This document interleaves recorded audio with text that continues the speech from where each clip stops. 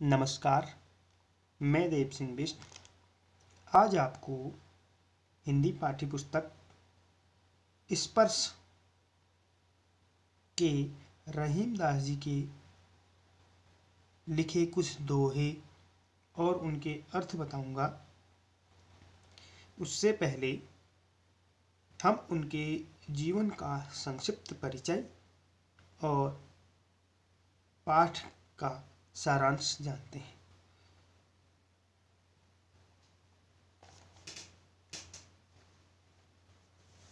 रहीम का जन्म लाहौर, जो अब पाकिस्तान में है, सन 1556 में हुआ। इनका पूरा नाम अब्दुल रहीम खान खाना था। रहीम अरबी, फारसी, संस्कृत और हिंदी के अच्छे जानकार थे। इनकी नीतिपरक उक्तियों पर संस्कृत कवियों की स्पष्ट छाप परिलक्षित होती है। रहीम मध्ययुगीन दरबारी संस्कृति के प्रतिनिधि कवि माने जाते हैं। अकबर के दरबार में हिंदी कवियों में इनका महत्वपूर्ण स्थान था। अकबर के नवरत्नों में से भी यह एक थे। इनकी जो प्रमुख कृतियां हैं, रहीम सतसई, श्रृंगार सतसई, मदनाष्टक, रास पंचाध्यायी, रहीम रत्नावली, बरवे, भाषिक, भेदवर्णन आदि कृतियां रहीम ग्रंथावली में समाहित हैं। प्रस्तुत पाठ में रहीम के नीतिपरक दोहे दिए गए हैं। ये दोहे जहां एक ओर पाठक को और औरों के साथ कैसा बर्ताव करना चाहिए इसकी शिक्षा देते हैं, वही मानव मात्र को करणीय और अकरणीय आचरण की भी नसीहत देते हैं। इन्हें एक बार पढ़ लेने के बाद भूल पाना संभव नहीं है और उन स्थितियों का सामना होते ही इनका याद आना लाजमी है जिनका चित्रण इन दोहों में किया गया है। इन रहीम के नीतिपरक दोहों की एक सामान्य विशेषता है कि पंक्ति में नीति संबंधी विचार और दूसरी पंक्ति में विचार से संबंधित उदाहरण होता है। रहीम के दोहे आम जीवन से उठाए गए उदाहरणों के साथ साथ नीतिपरक शिक्षाएं देते हैं। ये दोहे मानव समाज को सच्चाई एवं अच्छाई की ओर प्रेरित करते हैं, मनुष्य को करणीय और अकरणीय आचरण की नसीहत देते हैं। रहीमदास जी ने इन दोहों को ब्रज एवं अवधी भाषा में लिखा है।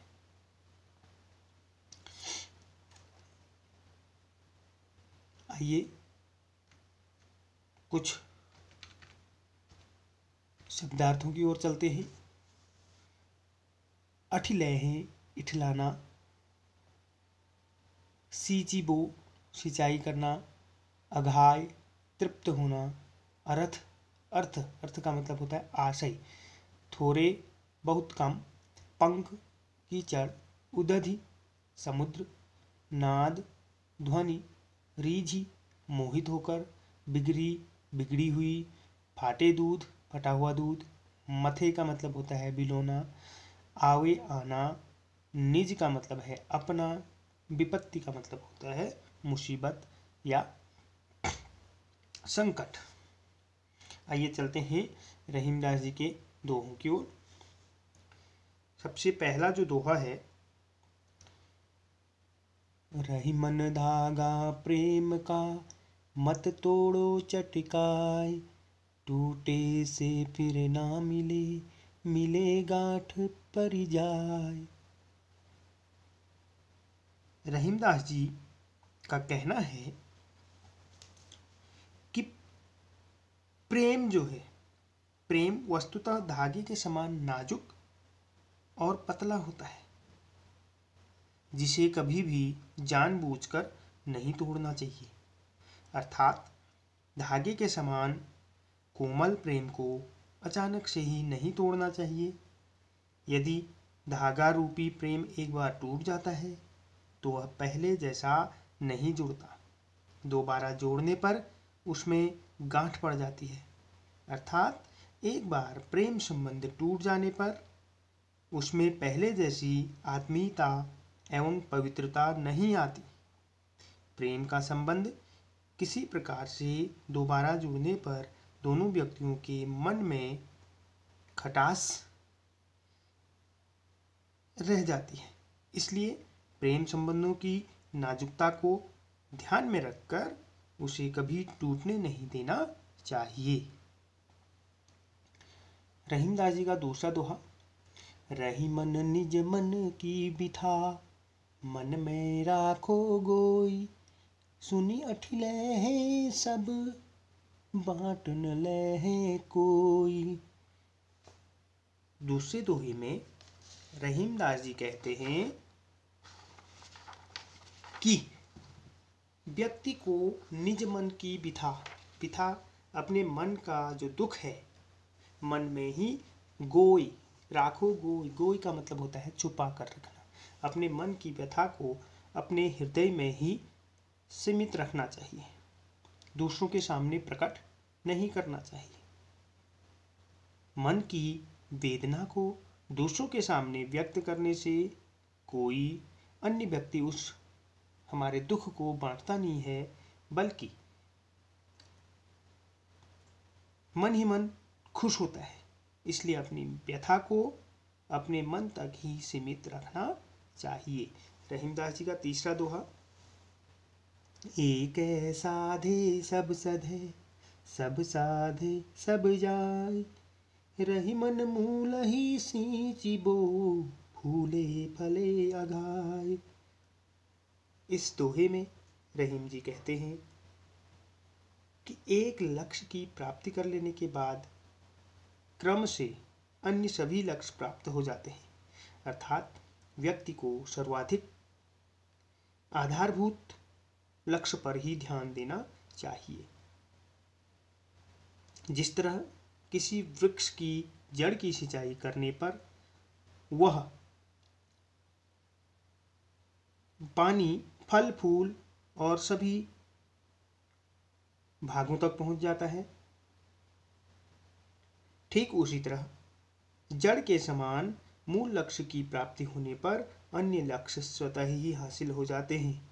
अर्थात जो व्यक्ति सृष्टि के मूल, जो हमारी सृष्टि है उसके जो मूल है, हमारे परमात्मा है, ईश्वर है, उनका जो ध्यान करता है वह सब प्रकार से सांसारिक सुखों की प्राप्ति करता है। अगला दोहा। चित्रकूट में रमी रहे, रही मन अवध नरेश, जा पर विपदा पड़त है, सो आवत यह देश। कवि रहीम का कहना है कि चित्रकूट इतना मनोरम और शांति प्रदान करने वाला प्रदेश है कि जिस व्यक्ति पर भी विपत्ति आती है वह इसी प्रदेश में शांति पाने के लिए चला जाता है। अयोध्या के राजा राम भी विपत्ति काल में, अपने वनवास काल में इसी प्रदेश में गए थे। इस दोहे में चित्रकूट के मोहक प्राकृतिक सौंदर्य को सामने लाने की कोशिश की गई है। अगला दोहा। दीर्घ दोहा अर्थ के, आखर थोरे आही, जो रहीम नट कुंडली, सिमटी कूद चढ़ी जाही। इस दोहे में रहीमदास जी का कहना है कि अत्यंत थोड़े से अक्षर वाले दोहे के अंतर्गत बहुत ही गहरा अर्थ छिपा होता है। जिस प्रकार एक कुशल नट का अर्थ यहाँ पर नट जो कर्तव्य दिखाता है, अपने शरीर को सिमेटकर छोटे मुंह वाली कुंडली के बीच कुशलतापूर्वक निकल जाता है, ठीक उसी प्रकार जो एक कुशल दोहाकार होता है, जो रहीमदास जी हैं यहाँ, उनके जो दोहे हैं सीमित शब्दों के माध्यम से बहुत ही गहरी और अर्थपूर्ण बातें कह जाते हैं। तो अगला दोहा इसमें है, धनी रहीम जल पंक को लघु जीव पियत अघाई, उदधि बड़ाई कौन है जगत पियासो जाय, रहीमा जगत पियासो जाय। इस दोहे में कवि रहीम दास कहते हैं कि कीचड़ का जल समुद्र के जल से अधिक महान है। धनी रहीम जलपंक को लघु जीव पियत अघाय, जिसका पानी पीकर छोटे जीव तृप्त हो जाते हैं। समुद्र की महानता किस काम की, जो संसार के प्राणियों की प्यास भी नहीं बुझा पाता। संसार के प्राणी समुद्र के पास जाकर भी प्यासे ही रह जाते हैं, उनकी प्यास नहीं बुझ पाती। अर्थात इस दोहे में कवि का आशय यह है कि जो व्यक्ति किसी के काम आए वही महान होता है। अगला दोहा, नाद रीझि तन देत मृग, नर धन हेत समेत, ते रहीम पशु से अधिक, रीझे हूँ कहु न देत, रहीमा रीझे हूँ कहु न देत। इस दोहे में कवि रहीम दास जी कहते हैं कि जिस प्रकार ध्वनि को सुनकर, नाद का मतलब होता है आवाज, ध्वनि सुनकर प्रसन्न होकर हिरण अपने प्राण तक न्योछावर कर देता है, उसी प्रकार हमें किसी व्यक्ति की कला पर मुग्ध होकर उसकी कल्याण की कामना करते हुए प्रेम पूर्वक धन अर्पित कर देता है। परंतु जो मनुष्य किसी की कला पर प्रसन्न होकर भी उसे कुछ नहीं देता, वह मनुष्य पशु से भी निम्न होता है। तो इस दोहे में कवि का कहने का तात्पर्य है कि मनुष्य को कला की कद्र करनी चाहिए। तो यहाँ पर हमारे पास होते हुए भी हमें छिपाना नहीं चाहिए, दूसरों की कला की कद्र करते हुए भरसक प्रयास करना चाहिए, उनकी मदद करनी चाहिए। अगला दोहा, बिगड़ी बात बने नहीं, लाख करो किन कोय, रही मन फाटे दूध को, मथे न माखन होय, कबीरा रहीमा मथे न माखन होय। इस दोहे में रहीम ने अपने नीतिपरक दोहे में कहा है कि एक बार जो बात बिगड़ जाती है वह लाख कोशिश करने के बाद भी ठीक नहीं हो पाती। जिस प्रकार एक बार दूध फटने के बाद उसे कितना ही मथा जाए उससे मक्खन नहीं निकल सकता, ठीक उसी प्रकार जब किसी से एक बार संबंध हमारा खराब हो जाए, फिर किसी कार्य के दौरान कोई आधारभूत गलती हो जाए, तो कितना भी प्रयास करो वह पहले जैसा नहीं हो पाता है। तो यहाँ पर संबंधों में मधुरता लानी चाहिए और हमें आपस में एक दूसरे के साथ संबंध मधुर बनाने चाहिए। यही इस दोहे में रहीमदास जी कहना चाहते हैं। अगला दोहा, रही मन देख बड़ेन को, लघु न दीजे डारी, जहाँ काम आवे सुई, का करे तरवारी, रहीमा का करे तरवारी। तो इस दोहे में कवि रहीमदास जी कहते हैं कि बड़े, यहाँ पर बड़े का अर्थात शक्तिशाली के सामने छोटे अर्थात कमजोर व्यक्तियों की उपेक्षा नहीं करनी चाहिए, क्योंकि जहाँ सुई काम आती है वहाँ तलवार क्या कर सकती है।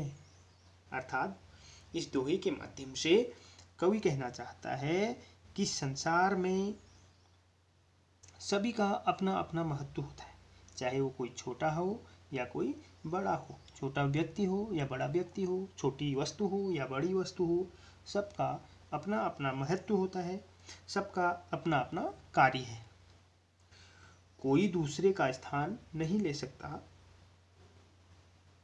इसलिए महान और बड़े लोगों को देखकर लघु, लघु का अर्थ होता है यहाँ छोटे लोगों की उपेक्षा नहीं करनी चाहिए, क्योंकि उनका कार्य कोई अन्य नहीं कर सकता। जिस प्रकार सुई का काम तलवार नहीं कर सकती और तलवार का काम सुई नहीं कर सकती। अगला दोहा, रही मन निज संपत्ति बिना को न विपत्ति सहाय, बिनु पानी ज्यों जलज को नहीं रवि सके बचाए, रही माँ नहीं रवि सके बचाए। कई रहीम कहते हैं कि बिना निजी, निजी का मतलब होता है अपनी स्वयं की संपत्ति के किसी भी विपत्ति का सामना नहीं किया जा सकता। अर्थात किसी भी प्रकार की विपत्ति या संकट आने पर व्यक्ति के अपने स्वयं की संपत्ति ही काम आती है। जैसे बिना पानी वाले कमल को अनेक कोशिशों के बाद भी सूर्य नहीं बचा सकता। अर्थात कवि का आशय है कि यदि कमल का आधार पानी ही नहीं रहे तो सूर्य उसकी रक्षा किसी भी प्रकार से नहीं कर सकता। ठीक उसी प्रकार बिना निजी संपत्ति वाला व्यक्ति कोई भी विपत्ति या संकट सहने योग्य नहीं होता है। रहीमदास जी के अंतिम दोहे में, रही मन पानी राखिए बिन पानी सब सून, पानी गए न उबरे मोती मानुष चून, रही माँ मोती मानुष चून। कवि रहीम इस दोहे के माध्यम से कहना चाहते हैं कि पानी का अत्यधिक महत्व है और इसके बिना सब कुछ व्यर्थ है। कवि ने यहाँ पानी शब्द का प्रयोग 3 संदर्भों में किया है। पहला मोती, दूसरा मनुष्य और तीसरा आटा। चून, चून का अर्थ यहाँ पर आटा होता है। कवि का कहना है कि पानी अर्थात चमक के बिना मोती व्यर्थ है, पानी अर्थात जो सम्मान या इज्जत के बिना मनुष्य बेकार है, और पानी के बिना आटा व्यर्थ है। यहाँ कवि पानी की महिमा का बखान करते हुए उसके महत्व को अलग अलग संदर्भों में समझाना चाहता है। तो यहाँ पानी के 3 अर्थ बताए गए हैं। पानी का मतलब एक पानी जो हमारे जीवन के लिए भी महत्वपूर्ण है।